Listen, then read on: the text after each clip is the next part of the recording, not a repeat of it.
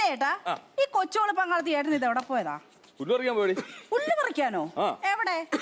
നീ ഇന്നലെ പറഞ്ഞത് നിന്റെ ഒരു ബ്ലൗസ് കാണാനില്ല. ഞാൻ ഇപ്പൊ രാവിലെ കുളിക്കടവിൽ പോയി ഒന്ന് നോക്കി. എന്ത് ഒരുത്തികളും ഇട്ടിട്ടില്ല.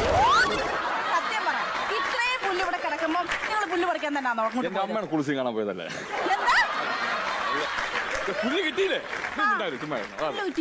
ഞാനേ സുരേഷിന്റെ അനിയല്ലേ മറ്റേ ഉണ്ണി. ഞാൻ പുല്ലും പറിച്ചിട്ട് വരുന്ന വഴിക്ക് ഉണ്ണീരെ പല്ല് ചേട്ടാ, ഞാനൊരു കാര്യം പറഞ്ഞേക്കാം. അവന്റെ രണ്ട് പല്ലിങ്ങനെ മുന്നോട്ട് ചേട്ടാ പറയുന്ന കേക്ക്. രണ്ട് പല്ല് മുന്നിലോട്ട് തള്ളിയിരിക്കുന്നത് നിങ്ങളിങ്ങനെ കളിയാക്കി ചിരിക്കരുത്.